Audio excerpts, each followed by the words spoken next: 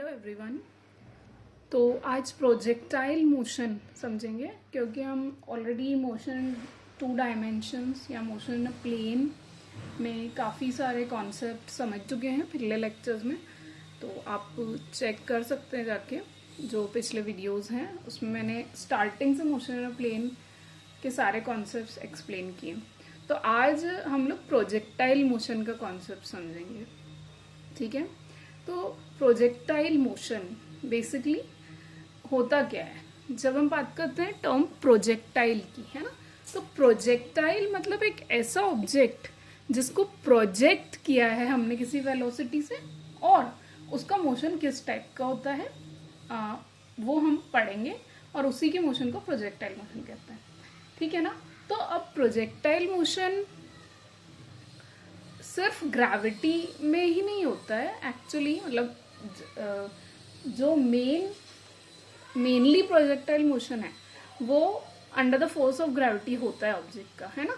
लेकिन इसी टाइप का मोशन मैं आपको आगे समझाऊंगी, वो केस भी समझाऊंगी कि इसी टाइप का मोशन चार्ज्ड पार्टिकल का भी होता है जब वो फील्ड, इलेक्ट्रिक मैग्नेटिक फील्ड की प्रेजेंस में होता है, ठीक है। तो वो भी हम पढ़ेंगे, क्योंकि मोशन सिमिलर होता है ना। लेकिन बेसिकली प्रोजेक्टाइल मोशन का मतलब है कि एक पार्टिकल को हमने प्रोजेक्ट किया है और वो किस पाथ में मूव कर रहा है, उसके ऊपर जो भी फोर्सेस लग रहे हैं उनकी वजह से वो कौन से टाइप के पाथ में, किस तरह के पाथ में मूव कर रहा है, उसको प्रोजेक्टाइल मोशन कहते हैं, ठीक है। तो सबसे पहले हम बेसिक प्रोजेक्टाइल मोशन समझ लेते हैं, जो सिंपलेस्ट या मोस्ट बेसिक सिचुएशन होती है, ठीक है ना। तो इसमें क्या है, जैसे कि फॉर एग्जांपल आपने फुटबॉल को किक किया, ठीक है। तो आपने फुटबॉल को किक किया, मान लें जहाँ से आपने किक किया वो ओरिजिन है, हम एक एक्स वाई प्लेन की बात कर रहे हैं, तो ओरिजिन से किक किया है, ठीक है। तो कैसे जाती है फुटबॉल, कुछ ऐसा ही मोशन उसका होता है, पता होगा। ये तो आपको एक कॉमन सा ऑब्जर्वेशन है हमारा कि इस टाइप का मोशन वो ऑब्जेक्ट करता है, ठीक है। तो अब हम इस मोशन का क्या रीजन है इसको हम एक्सप्लेन करके बताएंगे इस मोशन को। तो सबसे पहले सपोज कि ये जो ऑब्जेक्ट था, जैसे हमारी फुटबॉल हो गई या कोई भी ऑब्जेक्ट, कोई कंकर ही आपने उछाल दिया, इस तरह से उछाला ये ऐसे, ठीक है, ऊपर की तरफ, तो क्या होता है, वो इस तरह के मोशन करता है और नीचे जाता है, अल्टीमेटली वो जमीन पे ही जाता है, ग्राउंड पे, ठीक है ना। तो ये जो मोशन होता है ये सिंपलेस्ट या most basic form of projectile motion है, क्योंकि इसमें क्या हो रहा है, एक्स वाई प्लेन में मोशन हो रहा है, टू डायमेंशन में ऑब्जेक्ट आगे भी जा रहा है ना, एक्स डायरेक्शन में भी बढ़ रहा है और वाई डायरेक्शन मतलब ऊपर की तरफ भी जा रहा है। तो हॉरिजॉन्टली भी मूव कर रहा है और वर्टिकली भी मूव कर रहा है, एक्स एक्सिस के अलोंग भी मूव कर रहा है और वाई एक्सिस के अलोंग भी मूव कर रहा है, ठीक है। इसलिए मोशन इन अ प्लेन या टू डायमेंशनल मोशन का भी एग्जाम्पल होता है।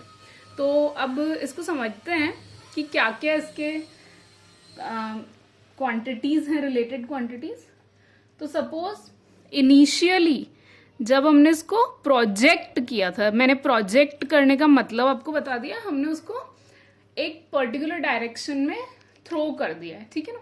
तो हमने जिस तरह से प्रोजेक्ट किया था, मान लो ऑब्वियसली हम ऐसे इंक्लाइंड ही उसको फेंकते हैं, ठीक है ना। तो इसकी जो डायरेक्शन है, वेलोसिटी की डायरेक्शन, मान लो वेलोसिटी जो इनिशियल है जिससे हमने प्रोजेक्ट किया v नॉट है, v0, तो इसकी डायरेक्शन या इसका जो एंगल है वो थीटा है, सपोज जिससे हमने प्रोजेक्ट किया है उसको थीटा मान लेते हैं। अब क्या होगा, इस v नॉट को हम, ये v नॉट है, v0 इनिशियल वेलोसिटी, तो इसको हम दो कंपोनेंट्स में डिवाइड कर सकते हैं। अगेन वेक्टर को कंपोनेंट्स में डिवाइड करने का तरीका मैंने पिछले वीडियोस में बताया हुआ है, आप जाके देख सकते हो। तो v0x इसका x कंपोनेंट होगा, और v0y या v0y x कंपोनेंट हो जाएगा, ये v0x, और v0y ये वेक्टर, ये क्या होगा, y कंपोनेंट। और अगेन आपको यूनिट वेक्टर्स का कॉन्सेप्ट पढ़ाया हुआ है पिछले लेक्चर्स में, तो आपको पता ही है कि जो एक्स कंपोनेंट होता है उसको आई कैप से रिप्रेजेंट करते हैं, उसकी डायरेक्शन आई कैप से बताते हैं, और वाई कंपोनेंट की डायरेक्शन जे कैप से बताते हैं। तो इस तरह से हमने V0 को 2 कंपोनेंट्स में डिवाइड कर लिया है। ठीक है, अब क्या हो रहा है कि इस पे जो फोर्स लग रहा है, कौन सा फोर्स लग रहा है इस पे? ग्रेविटी का फोर्स लग रहा है यहाँ पे, है ना, वर्टिकल डायरेक्शन में लगता है वो ग्रेविटेशनल फोर्स। तो इसका जो एक्स कंपोनेंट है वो तो है हॉरिजॉन्टल डायरेक्शन में, वाई कंपोनेंट है वर्टिकल डायरेक्शन में। वापस बता रही हूँ, एक्स कंपोनेंट है एक्स एक्सिस के अलोंग जो कि हॉरिजॉन्टल है, जबकि वाई कंपोनेंट है वाई एक्सिस के अलोंग जो कि वर्टिकल डायरेक्शन है। ठीक है, तो इस पे जो फोर्स लगेगा वो कौन से कंपोनेंट पे लगेगा? ओनली वाई कंपोनेंट पे, क्योंकि ग्रेविटेशनल फोर्स या फोर्स ऑफ ग्रेविटी तो वर्टिकल लगता है ना। तो यहाँ जो कंपोनेंट फोर्स फेस करेगा या सफर करेगा फोर्स का इम्पैक्ट, वो कौन सा कंपोनेंट होगा? Only Y component. ठीक है, तो उससे क्या होगा? आपको पता है जब भी फोर्स लगता है तो एक्सेलरेशन होता है ना, फोर्स लगता है तभी एक्सेलरेशन होता है। एक्सेलरेशन का मतलब होता है चेंज इन वेलोसिटी। ठीक है, एक चीज और मैं बता दूं आपको कि जो वाई कंपोनेंट है वेलोसिटी का, उसकी डायरेक्शन वर्टिकली अपवर्ड्स है, जबकि फोर्स ऑफ ग्रेविटी या ग्रेविटेशन फोर्स की डायरेक्शन वर्टिकली डाउनवर्ड है। दोनों एक दूसरे के अपोजिट है। मतलब ग्रेविटेशनल फोर्स का काम क्या होगा? नेगेटिव एक्सेलरेशन का। आप 9th क्लास में या लोअर क्लासेस में या अभी 11th क्लास में भी आपने पढ़ा होगा, जब न्यूमेरिकल्स हम करते हैं तो अगर ऑब्जेक्ट वर्टिकली अपवर्ड मोशन करता है, मैंने जब न्यूमेरिकल्स के सॉल्यूशन बताया तब भी मैंने ये पॉइंट आउट किया था, आप चेक कर सकते हैं उस वीडियो में। ठीक है, तो मैंने पॉइंट आउट किया था कि अगर ऑब्जेक्ट का मोशन वर्टिकली अपवर्ड्स है तो हमें acceleration due to gravity negative लेना होता है। क्यों? क्योंकि ग्रेविटेशनल एक्सेलरेशन डाउनवर्ड डायरेक्शन में लगता है। ठीक है, तो वही चीज यहाँ हो रही है। यहाँ Y component of velocity vertically upwards है और ग्रेविटी तो डाउनवर्ड्स है, तो वेलोसिटी का वाई कंपोनेंट धीरे धीरे डिक्रीज होता रहेगा। ठीक है, तो अब ये तो शुरुआत था, ओ इनिशियल पॉइंट था। अब हम कोई और पॉइंट ले लेते हैं, है ना, इंटरमीडिएट यहाँ पे। तो यहाँ आपको पता है ना, किसी भी कर्व पाथ पे मूव कर रहा है तो वेलोसिटी जो होती है वो टेंजेंट के अलोंग होती है। तो मैंने टेंजेंट बना दिया, ये किसी टाइम टी पे रैंडम कोई वेलोसिटी v है। तो इसके भी अगेन हम 2 कंपोनेंट्स कर लेंगे। अब क्योंकि मैंने बोला x डायरेक्शन में कोई फोर्स नहीं लग रहा है तो कोई एक्सेलरेशन भी नहीं होगा, और एक्सेलरेशन नहीं होगा मतलब उसकी वेलोसिटी चेंज नहीं होगी। तो किसी भी टाइम पे x component of velocity same ही रहेगा जो इनिशियल था, v0x, और वही किसी और टाइम पर भी, इनिशियल भी वही था, किसी और टाइम पर वही है। वापस बता रही हूँ, क्योंकि x डायरेक्शन में कोई फोर्स नहीं लग रहा है, फोर्स सिर्फ y डायरेक्शन में लग रहा है, तो वेलोसिटी का x कंपोनेंट चेंज नहीं होगा, सिर्फ y कंपोनेंट ही चेंज होगा। ठीक है, और जो y कंपोनेंट है वो तो चेंज हो रहा है, तो इनिशियली उसकी वैल्यू कुछ v0y थी, अभी मान लेते हैं कि कुछ वैल्यू आती है vy। ओके, तो ये इसकी कंडीशन है। ठीक है, तो अब क्या होगा? जैसे कि मैंने बताया, जैसे जैसे ऊपर जा रहा है वाई कंपोनेंट डिक्रीज होता जा रहा है, क्योंकि acceleration due to gravity negative लग रहा है, वेलोसिटी कम होती जा रही है, वाई कंपोनेंट ऑफ वेलोसिटी कम होती जा रही है। ठीक है, अच्छा अब एक चीज और है, हाईएस्ट पॉइंट पे जब भी ऑब्जेक्ट वर्टिकल मोशन करता है तो हाईएस्ट पॉइंट पे उसकी वेलोसिटी 0 होती है। ठीक है, ये आपको पता होगा, अगर नहीं भी पता है तो मैं बता देती हूँ ये कॉन्सेप्ट भी, कि ऑब्जेक्ट जब वर्टिकल मोशन कर रहा है, ग्रेविटी के अंडर में मोशन कर रहा है, तो हाईएस्ट पॉइंट ऑफ मोशन पे, वर्टिकल मोशन पे, उसकी वेलोसिटी 0 होती है मैक्सिमम हाइट पे। तो ऑब्वियसली यहाँ भी ऑब्जेक्ट का हॉरिजॉन्टल और वर्टिकल दोनों मोशन एक साथ हो रहे हैं, जिसमें हॉरिजॉन्टल मोशन में वेलोसिटी चेंज नहीं हो रही है। तो वर्टिकल मोशन, और जब हाईएस्ट पॉइंट पे पहुंचता है वो तो वर्टिकल मोशन की वजह से ही पहुंच रहा है ना। अगर सिर्फ हॉरिजॉन्टल मोशन हो रहा होता तो ये सीधे सीधे मूव करता, लेकिन ये जो कर्व ले रहा है, ये जो प्रोजेक्टाइल वाला पाथ बना रहा है, वो किसके कारण है? क्योंकि इसके एक्स और वाई दोनों कंपोनेंट्स हैं वेलोसिटी के, इसलिए। ठीक है, तो इसकी वजह से क्या होता है, हाईएस्ट पॉइंट पे पहुंचता है, और हाईएस्ट पॉइंट पे आपको पता है वेलोसिटी 0 होती है। तो कौन सी वेलोसिटी 0 होगी? वाई कंपोनेंट 0 होगा। मैं बार बार एक बात बोल रही हूँ कि प्रोजेक्टाइल मोशन में x component of velocity change नहीं होता है, वो सेम ही रहता है, वो हमेशा v नॉट एक्स ही रहता है और डायरेक्शन उसकी एक्स एक्सिस के लॉन्ग यानी आई कैप है, तो v नॉट एक्स आई कैप। हर पॉइंट पे आप देखिए मैंने v नॉट एक्स ही उसको बताया, ठीक है। अब क्या होगा, हाईएस्ट कंपोनेंट पे y component of highest point पे y कंपोनेंट ऑफ वेलोसिटी 0 हो गया, ठीक है। अब ये वापस नीचे आएगा ऑब्वियसली ग्रेविटी की वजह से, तो अब ये नीचे आएगा तो किसी पॉइंट पे मान लेते हैं इसकी वेलोसिटी अगेन टेंजेंट के अलोंग होगी, तो मैंने ये v बना दिया है। इसके भी वापस दो कंपोनेंट होंगे, जैसे कि मैंने बोला x कंपोनेंट में चेंज नहीं होगा, ठीक है, और y कंपोनेंट चेंज होगा। और अब जैसे जैसे नीचे आ रहा है तो y component of velocity increase होता रहेगा क्योंकि अब एक्सेलरेशन इस पे पॉजिटिव लगेगा, ठीक है। तो इस तरह से ऑब्जेक्ट का प्रोजेक्टाइल मोशन होता है और इस तरह से अलग अलग पॉइंट पे इसकी वेलोसिटी की कंडीशन होती है, ठीक है। चलो अब इसके कुछ रिलेशंस जो हैं प्रोजेक्टाइल मोशन के वो डिराइव कर लेते हैं, इससे रिलेटेड कुछ एक्सप्रेशंस या रिलेशंस डिराइव कर लेते हैं जो इम्पॉर्टेंट है करिकुलम के हिसाब से भी, तो वो पढ़ लेते हैं। फिर हम एडवांस्ड प्रोजेक्टाइल मोशन पे भी जाएंगे आगे, लेकिन पहले जो बेसिक रिलेशंस है वो डिराइव कर लेते हैं। तो मैं सबसे पहले यहाँ जो जो क्वांटिटीज हैं इंपॉर्टेंट वो लिख लूंगी। देखो एक्सेलरेशन जो लग रहा है, एक्सेलरेशन ड्यू टू ग्रेविटी, जैसे कि मैं बार बार बोल रही हूँ, जब ऑब्जेक्ट प्रोजेक्ट हुआ है स्टार्टिंग में, है ना, ओ से, तब उस पे क्या क्या जो लग रहा था, उसकी इनिशियल वेलोसिटी थी एक, तो उसके दो कंपोनेंट से इनिशियल वेलोसिटी वी नॉट के, x component we naught x वो कॉस एंगल पे है, सॉरी थीटा एंगल पे है, तो उसको हम क्या लिखेंगे, वी नॉट कॉस थीटा। ये हम पहले पढ़ चुके हैं कि कंपोनेंट्स कैसे लिखे जाते हैं, आप चेक कर सकते हैं, रेजोल्यूशन ऑफ वेक्टर्स करके वीडियो है जो मैंने पहले अपलोड किया, उसमें जाके आप चेक कर सकते हो और समझ सकते हो अगर कॉन्सेप्ट वापस आप रिवाइज करना चाहो तो, ठीक है। तो एक्स कंपोनेंट इनिशियल वेलोसिटी का, और ऑब्वियसली अगर एक्स कंपोनेंट कॉस कंपोनेंट है तो वाई कंपोनेंट क्या होगा, उसके परपेंडिकुलर, कॉस के परपेंडिकुलर वाला कंपोनेंट साइन कंपोनेंट होता है, तो वाई कंपोनेंट हो गया वी नॉट साइन थीटा।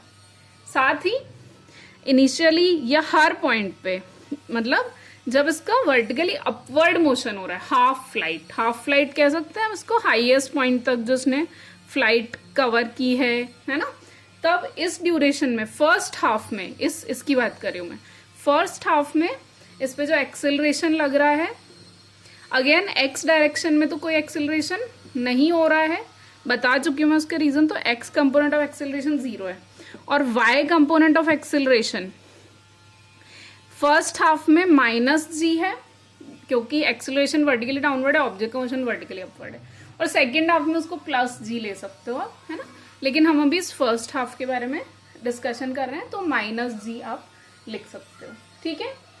ये इनिशियल सिचुएशन है ना। अब अच्छा, साथ ही हम जो इनिशियल पोजीशन ले रहे हैं ये O वाली, तो वो तो उसके कोऑर्डिनेट्स तो 0 0 ही होंगे O के, तो x O के कोऑर्डिनेट 0 0 यानी x कंपोनेंट भी 0 y भी 0, ओरिजिन यही होता है 0 0 वाला, ओके। तो हमने इसकी इनिशियल पोजीशन, इनिशियल वेलोसिटी, सभी के कंपोनेंट्स लिख लिए हैं, मतलब x और y दोनों की टर्म्स में। मैं वापस बता रही हूँ क्योंकि ये 2 डायमेंशनल मोशन है। प्रोजेक्टाइल मोशन क्या होता है, 2 डायमेंशनल या प्लेन में, प्लेन मीन्स 2 डायमेंशन में, पहले भी बताया ये चीज, इसलिए हमें यहाँ x और y दोनों कंपोनेंट्स को कंसिडर करना पड़ेगा, इसलिए हम दोनों कंपोनेंट की टर्म्स में बात करते हैं, ओके। चलिए, तो हमने क्या किया है, components of initial position, components of initial velocity और कंपोनेंट्स ऑफ एक्सेलरेशन निकाल लिए हैं।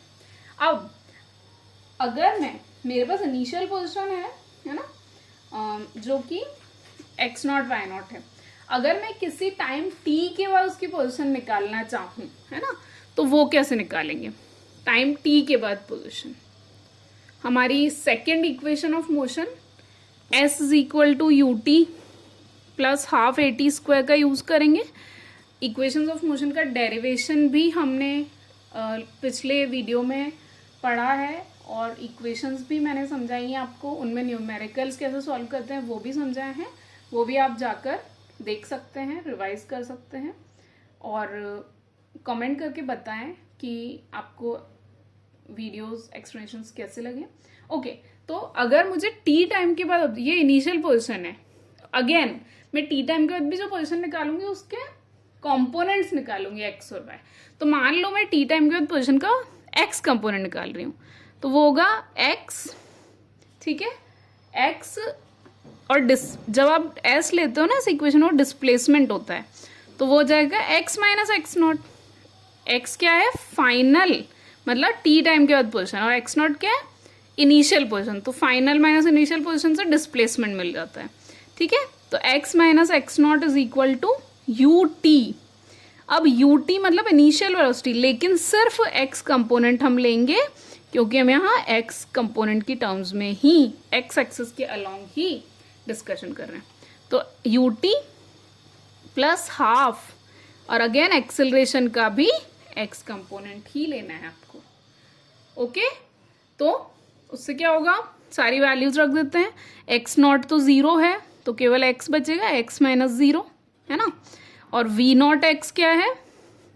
वी नॉट कॉस थीटा, पहले ही हमने वैल्यू लिख दी, वो यहाँ पुट कर रहे हैं, तो we naught cos theta into T. और ए एक्स 0 है, ये आप देख सकते हो, एक्स कंपोनेंट एक्सेलरेशन, तो ये पूरी टर्म, सेकेंड टर्म 0 हो जाती है। ओके, तो कुल मिला के आपके पास क्या बचता है? x is equal to v naught cos theta into t. ये टी टाइम के बाद ऑब्जेक्ट की पोजीशन है। Let us name it as equation 1। Okay, अब बात करते हैं इसके y कंपोनेंट की। पोजीशन आफ्टर टी टाइम, उसका y कंपोनेंट, ये हमने सिर्फ x कंपोनेंट निकाला है, अभी y कंपोनेंट निकालना बाकी है। तो वो कैसे निकालेंगे? Again displacement in y direction होगा y माइनस वाई 0, और again s y minus y 0 हो गया। u मतलब इनिशियल वेलोसिटी का y component, that is v naught y, t plus half a y t square. मैंने पहले ही बताया, ओ पॉइंट से जब इसने मोशन करना शुरू किया, इस पे वाई एक्सिस के अलॉन्ग जो एक्सेलरेशन था वो नेगेटिव होगा, क्योंकि एक्सेलरेशन डाउनवर्ड डायरेक्शन में, motion vertical motion upward direction की तरफ था। तो ए वाई को हमें माइनस यानी नेगेटिव वैल्यू लेनी पड़ेगी।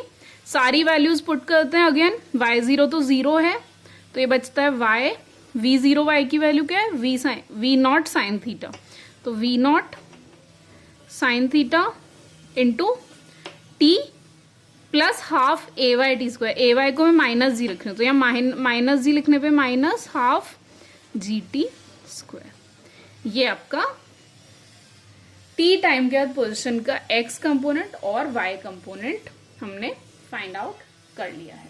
ओके ओके, अब जैसे हमने पोजीशन के एक्स और वाई कंपोनेंट्स निकाले हैं इक्वेशन 1 और 2 में, वैसे अब हम वेलोसिटी के भी एक्स और वाई कंपोनेंट निकालेंगे। टी टाइम के बाद वेलोसिटी क्या है, तो इसके लिए हम first equation of motion v is equal to u plus a t use करेंगे, ठीक है, फर्स्ट इक्वेशन ऑफ मोशन। तो फाइनल वेलोसिटी v के कंपोनेंट्स निकाल रहे हैं हम। अब आप देखो कि फाइनल वेलोसिटी v के भी वापस दो कंपोनेंट्स करेंगे। तो पहले मैं x कंपोनेंट निकालने जा रही हूँ, तो vx is equal to initial velocity का x component, v naught x है, पता ही है आपको, तो होगा v naught x plus a x t. A x already बता चुके हैं 0 है, तो कुल मिला, और वी नॉट एक्स की value v naught cos theta है, तो कुल मिला के क्या आ जाता है? वी एक्स वो आ जाता है वी नॉट कॉस थीटा, और ए एक्स वाली टर्म 0 हो गई है ना, तो a x t, a x 0 होने से ए एक्स टी भी 0 हो गया। तो कुल मिला के आपका होता है v x equal to v naught cos theta. मतलब किसी भी टाइम पे, इनिशियल हो चाहे किसी और टाइम के बाद हो, वेलोसिटी का एक्स कंपोनेंट तो वही रहेगा जो इनिशियली था, वी नॉट कॉस थीटा, ठीक है, टी टाइम बाद भी वही रहेगा। तो यही तो हो रहा है, मैंने स्टार्टिंग में जब ये एक्सप्लेन किया तब भी मैंने बताया था कि एक्स एक्सिस के अलोंग कोई फोर्स नहीं लग रहा है, तो x component of velocity change नहीं होगा क्योंकि एक्सेलरेशन नहीं है एक्स डायरेक्शन में, तो वेलोसिटी में चेंज भी नहीं होगा, है ना। लेकिन वाई कंपोनेंट तो चेंज हो रहा है, तो वाई कंपोनेंट के लिए वापस v is equal to u plus a t. U मतलब इनिशियल वेलोसिटी का वाई, मतलब y component of initial velocity, that is v naught y plus a y T.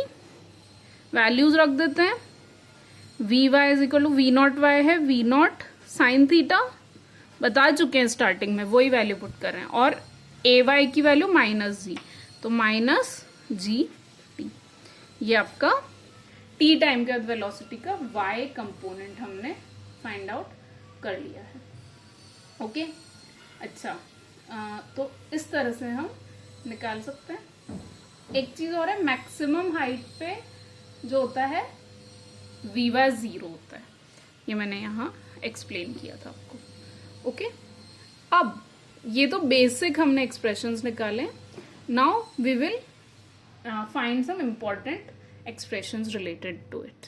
Okay, तो हम लोग क्या करते हैं, equation of path of projectile derive करेंगे कि प्रोजेक्टाइल मोशन में पाथ ऑफ मोशन कैसा होता है। ऐसे हमें दिखाई दे रहा है डायग्राम से कि पैराबोलिक पाथ है, लेकिन हमें इसको मैथमेटिकली भी प्रूव करना पड़ेगा, तो हम equation of path of projectile निकालेंगे। तो आप देख रहे हो हमने जो इक्वेशन 1 और 2 निकाली है ना, जो x और y की इक्वेशन थी, ठीक है, उसको देखते हैं। अब देखो इक्वेशन 1 में से मैं t की वैल्यू, इक्वेशन 1 और 2 को सॉल्व करेंगे हम, एक्चुअली ये 1 है और ये 2 है, तो t की वैल्यू इक्वेशन 1 से निकाल लेंगे। वो क्या होगी, इक्वेशन 1 के हिसाब से t की वैल्यू क्या होगी, अब देखो x upon v naught cos theta. ये t की वैल्यू मैं यहाँ y में और यहाँ भी पुट कर दूं, ठीक है, तो कर लेते हैं, पुट कर लेते हैं और सॉल्व करते हैं इसको फर्दर। तो मैं वैल्यू पुट कर रही हूँ, y is equal to v not sine theta, है ना, इंटू t की वैल्यू क्या है, x upon v naught cos theta, तो इसको मैं रख रही हूँ x upon v naught cos theta, ठीक है। फिर माइनस हाफ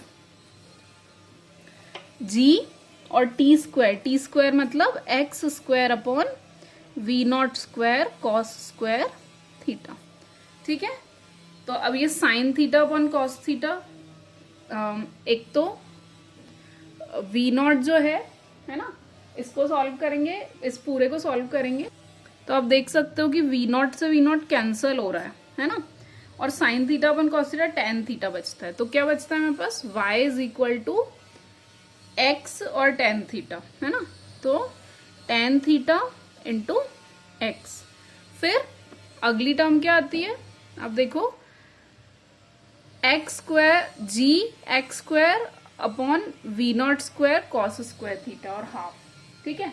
तो हम इसको ऐसे लिख सकते हैं, एक्स स्क्वायर को बाद में लिखेंगे लास्ट में, और बची हुई सारी टर्म्स तो g अपॉन 2, हाफ g है ना, हाफ g को g अपॉन 2 लिख दें, और v not square cos square theta, तो उसको ऐसे भी लिख सकते हो आप कि वी नॉट कॉस थीटा का स्क्वायर होल स्क्वायर, है ना, एक ही बात है, और इंटू क्या बचेगा, इंटू एक्स स्क्वायर, तो इंटू एक्स स्क्वायर। ये है ना, ये जो इक्वेशन आ रही है आपकी इक्वेशन नंबर 5, ये एक पैराबोला की इक्वेशन के जैसी ही है, क्योंकि पैराबोला की इक्वेशन का भी फॉर्म होता है y is equal to a x plus b x square, है ना। तो यहाँ a और b कांस्टेंट होते हैं, तो आप इसमें भी देखो a की जगह कौन है यहाँ, टेन थीटा, और b की जगह आपकी ये पूरी माइनस में ये पूरी टर्म है। ओके, तो a x plus b x square इसी फॉर्म में आ रही है। So this equation is similar to a parabola. तो हम कंक्लूड कर सकते हैं कि पाथ ऑफ प्रोजेक्टाइल इज क्या है, पैराबोलिक होता है, पैराबोलिक, ठीक है। ओके, अब टाइम ऑफ मैक्सिमम हाइट निकालते हैं कि जो प्रोजेक्टाइल है ये अपने मोशन की मैक्सिमम हाइट में पे कब पहुंचता है, कितनी देर में पहुंचता है, कितने टाइम में पहुंचता है, ठीक है। तो मान लो कि जो टाइम ऑफ मैक्सिमम हाइट है वो मैक्सिमम हाइट पे पहुंच रहा है टीएम टाइम में, ओके। और एक चीज और मैं बता दूं, मैक्सिमम हाइट पे पहुंचता है उसकी वाई कंपोनेंट ऑफ वेलोसिटी 0 होता है और वो हाफ ऑफ अपना मोशन कंप्लीट कर देता है, उसके बाद वो नीचे आना शुरू करता है, जैसा कि आप देख रहे हैं इस डायग्राम से, ओके। तो हमें ये time of maximum height TM find out करना है, तो let us do it, okay. तो अब इसमें आप देखो कि टाइम ऑफ मैक्सिमम हाइट निकालने के लिए हमने जो इक्वेशन निकाली थी वी वाई की वो यूज करेंगे। इक्वेशन नंबर 4 आप देख सकते हो, मैं एक बार बता दूं आपको। इक्वेशन नंबर 4 वो कुछ इस तरह थी, v y is equal to v not sine theta minus g t. तो अब इस इक्वेशन में हम वी वाई 0 रखेंगे क्योंकि मैक्सिमम हाइट पे वाई कंपोनेंट ऑफ वेलोसिटी 0 होता है, वी वाई को 0 रख देंगे और टी को टीएम के बराबर रखेंगे, ठीक है। तो लेट अस डू इट। तो इक्वेशन है v y is equal to v not sine theta minus g t, है ना। इसमें मैक्सिमम हाइट के लिए t is equal to t m रख रहा, v y is equal to 0। तो at t is equal to t m v y is equal to 0 बता चुकी हूं मैं पहले ही कि मैक्सिमम हाइट पे वेलोसिटी का वाई कंपोनेंट 0 होता है। वही कंडीशन, वही जो केस है हम यूज करें। तो मैंने वी वाई को रख दिया 0, v not sine theta minus g t m. T m के लिए सॉल्व करेंगे, उधर ले जाएंगे दूसरी साइड तो पॉजिटिव हो जाएगा, अभी नेगेटिव है। तो कुल मिला के टी एम आपके पास आता है v not sine theta upon g, which is equation number 6 you can easily write, okay. So equation number 6 time of maximum height. अच्छा, उसके बाद एक होता है time of flight. Time of flight मतलब पूरा मोशन, मतलब यहाँ ओ से लेके फाइनली जब वापस ये ग्राउंड पे आया तब तक उसको कितना टाइम लगा।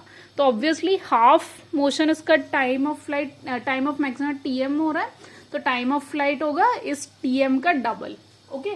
तो टाइम ऑफ फ्लाइट जो होता है वो इसका डबल हो जाएगा, वो भी हम लिख लेते हैं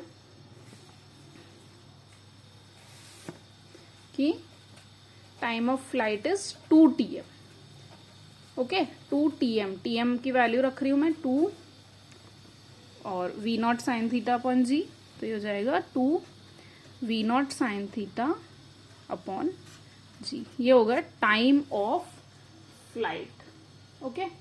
अब हमने ये भी निकाल लिया कि मैक्सिमम हाइट पहुंचने में कितना टाइम लगा, हमने ये भी निकाल लिया कि पूरा फ्लाइट में कितना टाइम लगा। अब हम निकालेंगे maximum height of the projectile, कि वो मैक्सिमम कितनी हाइट अटेन कर रहा है अपना प्रोजेक्टाइल पूरे मोशन में, ठीक है।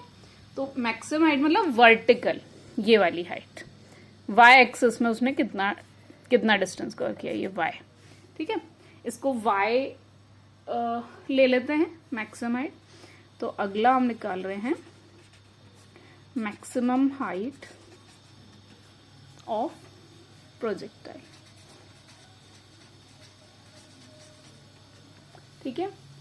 तो मैक्सिमम हाइट निकालने के लिए हमने जो वाई की इक्वेशन निकाली थी, वाई कंपोनेंट ऑफ पोजीशन, क्योंकि मैक्सिमम हाइट मतलब वाई कंपोनेंट में इसका डिस्प्लेसमेंट हो रहा है, इक्वेशन नंबर 2 यूज करेंगे, ठीक है।